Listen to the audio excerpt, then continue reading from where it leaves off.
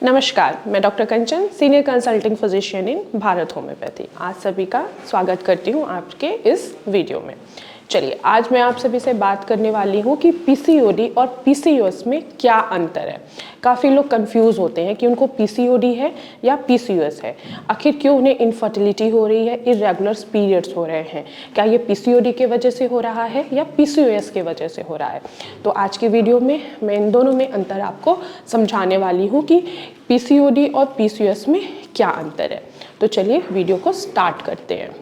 जब भी किसी लेडी को या किसी भी गर्ल्स को पीरियड्स इरेगुलर आने स्टार्ट हो जाते हैं तो उनके माइंड में सबसे पहला शक यही आता है कि उनको पीसीओडी या पीसीओएस की शिकायत तो नहीं हो गई है।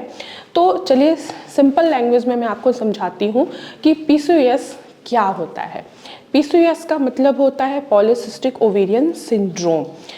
हम फीमेल्स हैं, हमारे बॉडी में दो हार्मोन रिलीज होते हैं।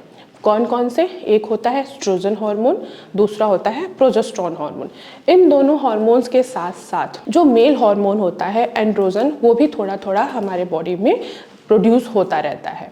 जब एंड्रोजन हार्मोन हमारे बॉडी में ज़्यादा प्रोड्यूस होना स्टार्ट हो जाता है तब हमारे जो एस्ट्रोजन और प्रोजेस्टेरोन हार्मोन हैं वो क्या होते हैं, वो धीरे धीरे कम बनना स्टार्ट हो जाते हैं, जिसके वजह से फीमेल लेडीज़ को या गर्ल्स को पीसीओएस की समस्या आनी स्टार्ट हो जाती है।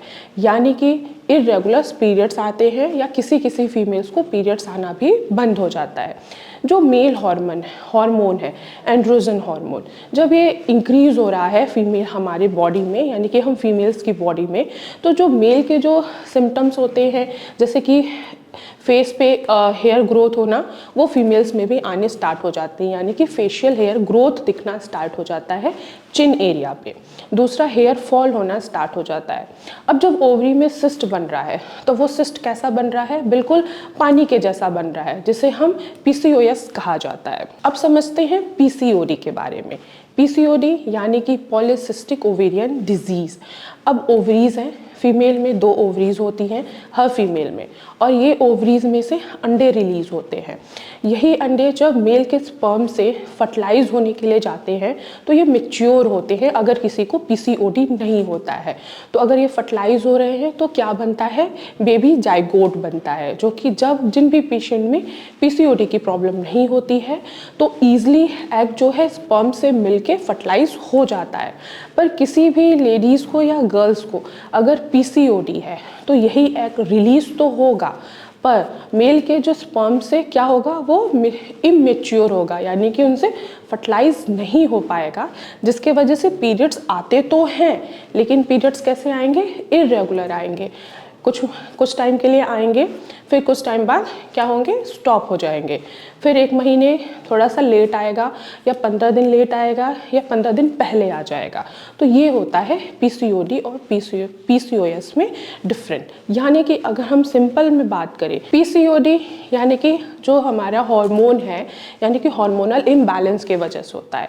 पीसीओएस इंडोक्राइन के इम्बैलेंस के वजह से होता है। अब किसी भी लेडीज़ को अगर पीसीओडी या पीसीओएस है तो आखिर वो उसको कैसे कंट्रोल कर सकते हैं? नेचुरली इसको कैसे आप कंट्रोल कर सकते हैं?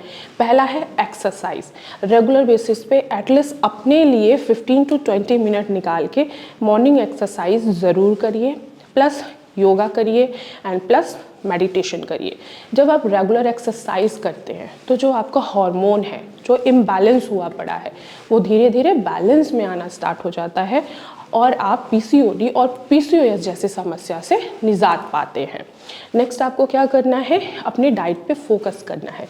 यानी कि आपको अपने खाने में शुगर की मात्रा को कम करना है और साथ ही साथ फाइबर वाले फूड आइटम और कुछ ग्रीन लीफी वेजिटेबल्स और फ्रूट्स जो है वो अपने खाने में आपको शामिल करना है। अपनी लाइफस्टाइल को थोड़ा सा चेंज करना है, जिससे अगर आप पीसीओडी या पीसीओएस से सफ़र कर रहे हैं तो ये आपका नेचुरली भी क्योर हो सकता है। तो आज की वीडियो में बस इतना ही।